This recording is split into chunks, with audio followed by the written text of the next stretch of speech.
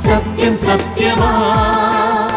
അരുണാചൽ പ്രദേശിലെ കൂട്ട ആത്മഹത്യ 2024 ഏപ്രിൽ മാസത്തിലെ ആദ്യത്തെ 2 ആഴ്ചകളിൽ നമ്മുടെ മാധ്യമങ്ങളിൽ നിറഞ്ഞു നിന്ന ഭീകരമായിട്ടുള്ള ഞെട്ടിച്ചു കളഞ്ഞ ഒരു വാർത്ത കോട്ടയം മീനടം സ്വദേശികളായ ഒരു ആയുർവേദ ഡോക്ടറും അദ്ദേഹത്തിൻ്റെ ഭാര്യയും തിരുവനന്തപുരത്ത് വട്ടിയൂർക്കാവ് സ്വദേശിയായിട്ടുള്ള 29 വയസ്സുള്ള ഒരു അധ്യാപികയും അവർ അരുണാചൽ പ്രദേശിൽ പോയി അവിടെ നിന്നും 100 കിലോമീറ്റർ അപ്പുറത്ത് യാത്ര ചെയ്ത് ഒരു ഹോട്ടലിൽ താമസമാക്കി. അവർ താമസിച്ച് അവിടെ ഉല്ലാസഭരിതരായി ജീവിച്ചു. എന്നാൽ ഒരു ദിവസം അവർ ഭക്ഷണത്തിന് വന്നില്ല. 10 മണിയായി. ഹോട്ടൽ ജോലിക്കാരെ റൂം ശക്തിയായി തുറന്നു നോക്കിയപ്പോൾ 3 പേര് മരിച്ചു കിടക്കുന്നതായിട്ട് കണ്ടു.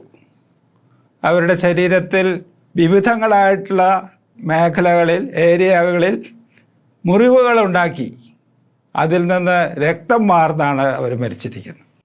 ഞങ്ങൾ സന്തോഷത്തോടെ ജീവിച്ചു, ഇനി പോകുന്നു എന്നവർ എഴുതി വച്ചിട്ടുണ്ട്. എന്ന് മാത്രമല്ല, മരണത്തിന് ശേഷം അറിയിക്കേണ്ട ആളുകളുടെ ഫോൺ നമ്പറുകളും അവർ രേഖപ്പെടുത്തിയിരുന്നു. അവരെന്തിനാണ് ഈ വിധത്തിൽ ഒരു മരണവഴി തിരഞ്ഞെടുത്തത് എന്നറിയാമോ? ഈ ഡോക്ടർ കഴിഞ്ഞ 8 വർഷമായിട്ട് മരണാനന്തര ജീവിതത്തെക്കുറിച്ചുള്ള റിസർച്ച് നടത്തിക്കൊണ്ടിരിക്കുകയായിരുന്നു. ഇൻ്റർനെറ്റ് വഴിയും മറ്റ് മേഖലകളുടെയും അന്വേഷണങ്ങൾ നടത്തിക്കൊണ്ടിരിക്കുകയായിരുന്നു. തൻ്റെ ശരീരത്തിൽ നിന്ന് ആത്മാവിനെ റിലീസ് ചെയ്യുന്ന, പുറത്തുവിടുന്ന ആസ്ട്രൽ പ്രൊജക്ഷൻ എന്ന ഒരു വ്യാജ സയൻസ് അദ്ദേഹം പഠിക്കാൻ ശ്രമിച്ചിരുന്നു. പ്രിയപ്പെട്ടവരെ, മരണത്തെ ഭയമുള്ളവരാണ് പൊതുവെ മനുഷ്യർ. മരണത്തെ ഭയം എന്ന് പറഞ്ഞാൽ എന്തുകൊണ്ട് മരണത്തിന് ശേഷം നമുക്ക് സുഖകരമായിട്ടൊരു ജീവിതം സാധിക്കുകയില്ല എന്നുള്ള ചിന്ത മൂലം ആ ശ്രമത്തിൻ്റെ ഭാഗമായിട്ടാണ് ഈ ഡോക്ടറും അദ്ദേഹത്തിൻ്റെ ഭാര്യയും അവരുടെ കൂട്ടുകാരിയും ചേർന്ന് ഈ ഒരു അക്രമ പ്രവർത്തനം ചെയ്തത്. നമുക്കിവിടെ നിന്നൊരു കാര്യം മനസ്സിലാക്കാം.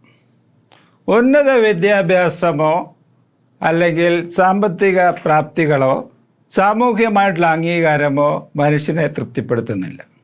അവരുടെ മനസ്സ് വീണ്ടും അസ്വസ്ഥമാകാനായിട്ടുള്ള വലിയ സാധ്യതകളുണ്ട്.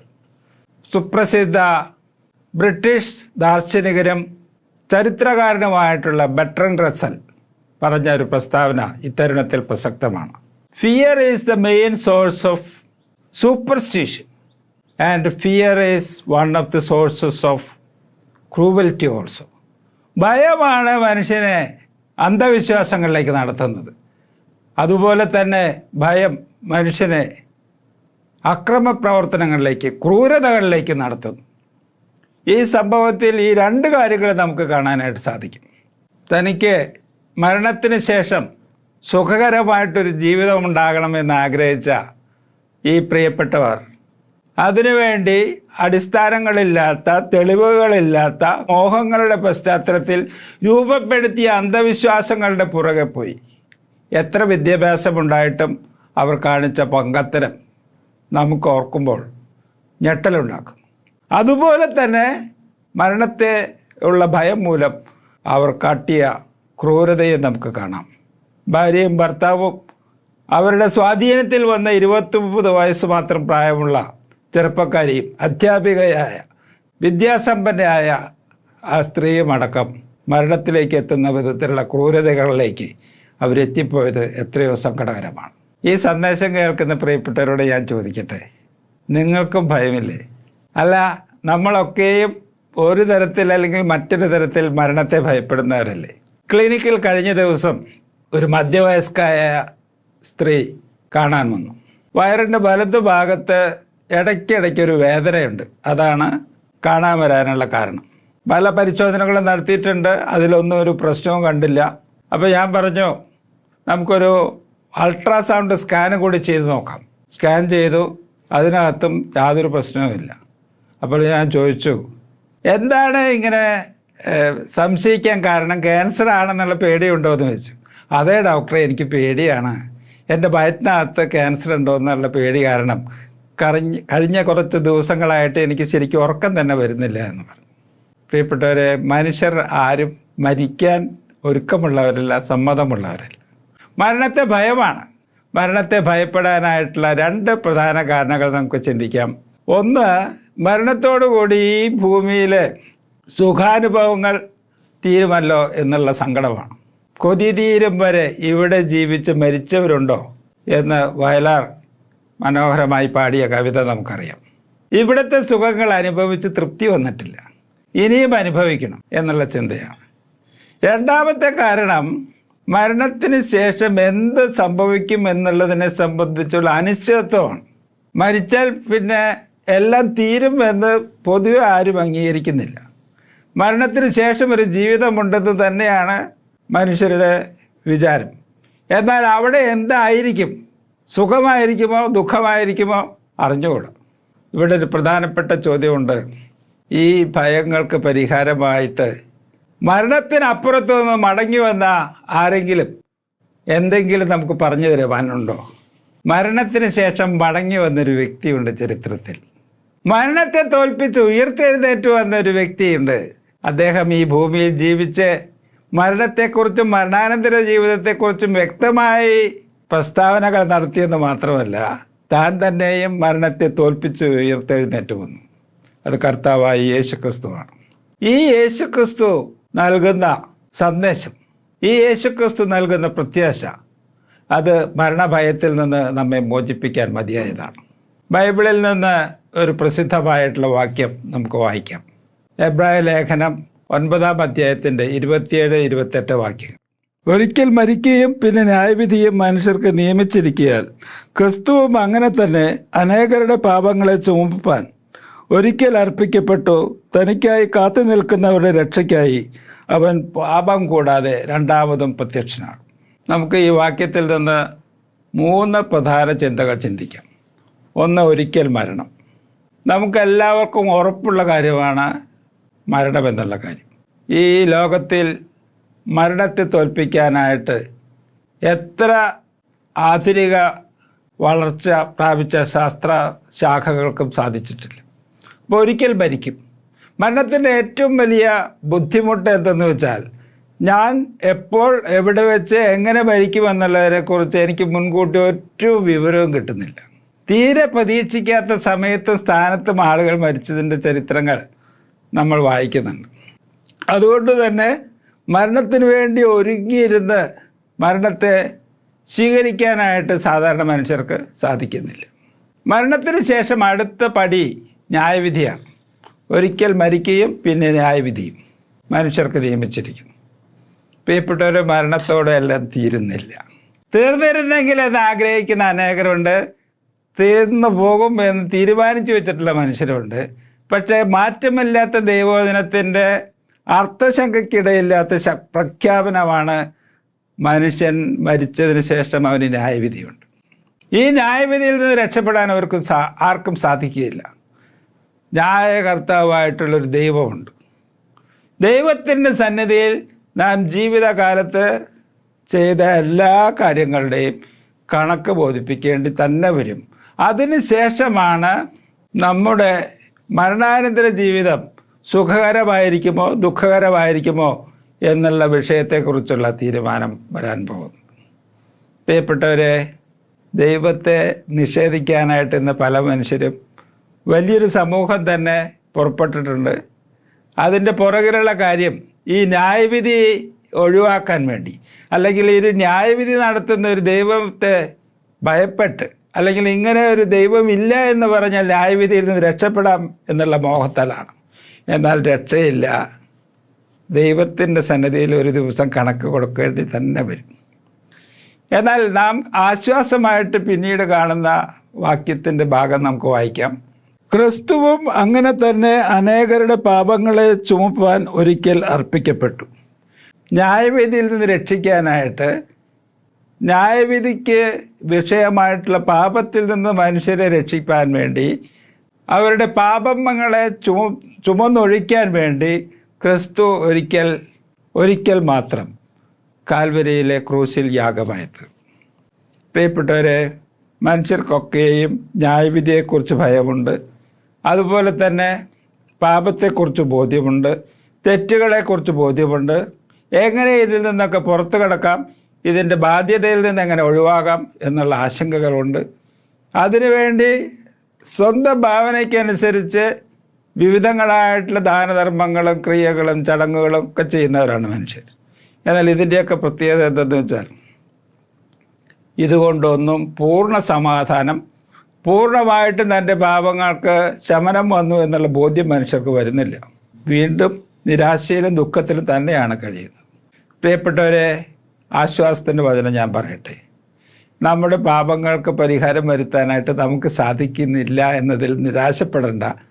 നമ്മുടെ പാപങ്ങൾക്കുള്ള പരിഹാരം നമുക്ക് വേണ്ടി, അനേകർക്ക് വേണ്ടി കാൽവരിയിലെ ക്രൂശിൽ തന്നെത്താൻ യാഗമായി അർപ്പിച്ചുകൊണ്ട് കർത്താവായ യേശുക്രിസ്തു വരുത്തിയിരിക്കുന്നു. ഈ യേശുക്രിസ്തുവിലുള്ള വിശ്വാസത്താൽ നമുക്ക് പാപത്തിൽ നിന്ന് മോചനവും വിടുതലും ആശ്വാസവും ന്യായവിധിയിൽ നിന്നുള്ള സ്വാതന്ത്ര്യവും അല്ലെങ്കിൽ ന്യായവിധിയിൽ ജയിക്കാനായിട്ടുള്ള അവസരങ്ങളും ദൈവവചനം വാഗ്ദത്തം ചെയ്യും. ഇതുകൊണ്ടും തീരുന്നില്ല. അടുത്തതായിട്ട് നാം വായിക്കുന്നത്, തനിക്കായി കാത്തിരിക്കുന്നവരുടെ രക്ഷയ്ക്കായി അവൻ രണ്ടാമതും പ്രത്യക്ഷനാകുമെന്നാണ്. പ്രിയപ്പെട്ടവരെ, നമ്മളെല്ലാവരും മരിക്കും. മരിച്ചതിന് ശേഷം അടക്കപ്പെടും. പിന്നെ ന്യായവിധി ഉണ്ട്. ന്യായവിധിയെക്കുറിച്ചും ന്യായവിധിയിൽ നിന്ന് മോചനം നേടാനുള്ള കാര്യത്തെക്കുറിച്ചും ഞാൻ പറഞ്ഞു. പക്ഷേ ഒരു രക്ഷയ്ക്ക് വേണ്ടി വീണ്ടും യേശുക്രിസ്തു രണ്ടാമതും പ്രത്യക്ഷപ്പെടുന്നതിനെക്കുറിച്ചാണ് ഇവിടെ നാം വായിക്കുന്നത്. കർത്താവായ യേശുക്രിസ്തു ഈ ലോകത്തിൽ വീണ്ടും വരും. കർത്താവ് വന്ന് തൻ്റെ കാൽവരിയിലെ പാപപരിഹാര ബലിയിൽ ആശ്രയിച്ചിരിക്കുന്നവർക്ക് ആശ്വാസത്തിനായി അവർക്ക് തേജസ്സുള്ള ശരീരമുള്ളവരായിട്ട് അവരെ ഉയർത്തെഴുന്നേൽപ്പിക്കും. ബൈബിൾ ഇതിനെക്കുറിച്ച് വ്യക്തമായിട്ട് സംസാരിക്കുന്നുണ്ട്. തെസ്സലോനിക്കർക്ക് എഴുതിയ 1 ലേഖനത്തിൻ്റെ 4-ാം അധ്യായത്തിലെ 13 മുതൽ 18 വരെയുള്ള വേദഭാഗം ഞാൻ വായിച്ചു കേൾപ്പിക്കാം. സഹോദരന്മാരെ, നിങ്ങൾ പ്രത്യാശയില്ലാത്ത മറ്റുള്ളവരെ പോലെ ദുഃഖിക്കാതിരിക്കേണ്ടതിന് നിദ്ര കൊള്ളുന്നവരെക്കുറിച്ച് അറിവില്ലാതിരിക്കരുത് എന്ന് ഞങ്ങൾ ആഗ്രഹിക്കുന്നു. യേശു മരിക്കുകയും ജീവിച്ചെഴുന്നേൽക്കുകയും ചെയ്തു എന്ന് നാം വിശ്വസിക്കുന്നുവെങ്കിൽ അങ്ങനെ തന്നെ ദൈവം നിദ്ര കൊണ്ടവരെയും യേശു മുഖാന്തരം അവനോട് കൂടെ വരുത്തും. കർത്താവിൻ്റെ പ്രത്യക്ഷത വരെ ജീവനോടെ ശേഷിക്കുന്നവരായ നാം നിദ്ര കൊണ്ടവർക്ക് മുമ്പാകെയില്ല എന്ന് ഞങ്ങൾ കർത്താവിൻ്റെ വചനത്താൽ നിങ്ങളോട് പറയുന്നു. കർത്താവ് താൻ ഗംഭീരനാദത്തോടും പ്രധാന ദൂതൻ്റെ ശബ്ദത്തോടും ദൈവത്തിൻ്റെ കാഹളത്തോടും കൂടെ സ്വർഗത്തിൽ നിന്ന് ഇറങ്ങി വരികയും ക്രിസ്തുവിൽ മരിച്ചവർ മുമ്പേ ഉയർത്തെഴുന്നേൽക്കുകയും ചെയ്യും. പിന്നെ ജീവനോടെ ശേഷിക്കുന്ന നാം അവരോട് ഒരുമിച്ച് ആകാശത്തിൽ കർത്താവിനെ എതിരേൽപ്പാൻ മേഘങ്ങളിൽ എടുക്കപ്പെടും. ഇങ്ങനെ നാം എപ്പോഴും കർത്താവിനോട് കൂടെ ഇരിക്കും. ഈ വചനങ്ങളെ കൊണ്ട് അന്യോന്യം ആശ്വസിപ്പിച്ചു കൊള്ളുവിൻ. പ്രിയപ്പെട്ടവരെ, കർത്താവായ യേശുക്രിസ്തു ഈ ഭൂമിയിൽ വീണ്ടും വരും. തനിക്കായി കാത്തിരിക്കുന്നവരുടെ രക്ഷയ്ക്ക് വേണ്ടി എന്ന് പറയുന്നത് ഈ കാര്യത്തെക്കുറിച്ചാണ്. കർത്താവ് വരുമ്പോൾ ഗംഭീര ശബ്ദവും മുഴക്കവും ഒക്കെ ഉണ്ടാവും. കർത്താവിൽ പ്രത്യാശ വെച്ച് അല്ലെങ്കിൽ കർത്താവായ യേശുക്രിസ്തുവിൽ മാത്രം രക്ഷയ്ക്കായി ആശ്രയിച്ച് മരണമടഞ്ഞവർ ആ സമയത്ത് ഉയർത്തെഴുന്നേൽക്കും. തേജസ്കരിക്കപ്പെട്ട ശരീരങ്ങളുള്ളവരായിട്ട്, തിളങ്ങുന്ന ശരീരങ്ങളുള്ളവരായിട്ട് അവർ ഉയർത്തെഴുന്നേൽക്കുമെന്ന് മാത്രമല്ല, അവരെ യേശു തന്നോട് കൂടെ ചേർക്കും. തന്നോട് കൂടെ ചേർത്ത് ആകാശമേഘങ്ങളിൽ അവരെ കൊണ്ടുപോകും. ഭാഗ്യകരമായിട്ടുള്ള, കണ്ണ് കാണാത്തതും ചെവി കേൾക്കാത്തതും ഒരു മനുഷ്യൻ്റെയും ഹൃദയത്തിൽ ഇതുവരെയും തോന്നാത്തതുമായ, ചിന്തിക്കാൻ പോലും ഭാവനയിൽ പോലും കാണാൻ കഴിയാത്തതായിട്ടുള്ള മനോഹര ദേശത്തേക്ക് നമുക്ക് വാസം ഒരുക്കിയിട്ടുണ്ട്. കർത്താവിൻ്റെ ഈ സുന്ദര രാജ്യത്തിന് വേണ്ടി കാത്തിരിക്കുന്ന ഒരു ഭാഗ്യാവസ്ഥയിലേക്ക് ഞാൻ നിങ്ങളെ ക്ഷണിക്കുന്നു. പ്രിയപ്പെട്ടവരെ, ഞാൻ ചോദിക്കട്ടെ, നമ്മുടെ കഥയിലെ ഡോക്ടറും അദ്ദേഹത്തിൻ്റെ ഭാര്യയും കൂട്ടുകാരിയും ഈ സത്യങ്ങൾ അറിഞ്ഞിരുന്നുവെങ്കിൽ എത്ര നല്ലതായിരുന്നു. ഈ ഭൂമിയിൽ തങ്ങൾക്ക് പ്രത്യാശയില്ല, ഇവിടുത്തെ ജീവിതം എന്തായാലും തീരും, ഈ തീർന്നതിന് ശേഷം എനിക്ക് സന്തോഷമായിട്ട് ജീവിക്കണം എന്നുള്ള ആഗ്രഹമുണ്ടായത് നല്ല കാര്യം തന്നെ. എല്ലാ മനുഷ്യർക്കും അത്തരത്തിലുള്ള ആഗ്രഹങ്ങൾ ഉണ്ടാകട്ടെ എന്ന് തന്നെയാണ് ഞാൻ ആശംസിക്കുന്നത്. പക്ഷേ ഈ ആഗ്രഹ സാധ്യത്തിന് വേണ്ടി ചെയ്യേണ്ടതായിട്ടുള്ള കാര്യം ഈ കർത്താവിനെ ആശ്രയിക്കുക എന്നുള്ളതാണ്. അവർ ഈ സത്യങ്ങൾ അറിഞ്ഞിരുന്നെങ്കിൽ, അവർ ഈ വചന സത്യങ്ങളെ മനസ്സിലാക്കിയിരുന്നെങ്കിൽ, കർത്താവായ യേശുക്രിസ്തുവിൽ വിശ്വസിക്കാൻ അവർക്ക് ഭാഗ്യം കിട്ടിയിരുന്നെങ്കിൽ എത്ര ഭാഗ്യമായിരുന്നു, എത്ര നല്ലതായിരുന്നു. ഈ കടുകൈ ചെയ്യാനായിട്ട് അവർക്ക് ഇടവരികയില്ലായിരുന്നു. ഞാൻ നിങ്ങളോട് ചോദിക്കട്ടെ, നിങ്ങളിൽ പലരും മരണത്തെക്കുറിച്ച് ചിന്തയുള്ളവരും ഭയമുള്ളവരുമാണ്. മരണത്തിന് ശേഷം എന്താകുമെന്നുള്ള നിരാശയിൽ കഴിയുന്നവരാണ്. ഈ മരണത്തെ ഭയപ്പെടുന്ന മനുഷ്യരെ സംബന്ധിച്ചിടത്തോളം ആശ്വാസം നൽകാനായിട്ട് ഈ ലോകത്തിൽ മുഴുവൻ പരിശോധിച്ചാൽ, ഏത് തത്വശാസ്ത്രം പരിശോധിച്ചാലും ഒരു പ്രത്യാശയും നൽകുന്ന ഒരു തത്വശാസ്ത്രവുമില്ല.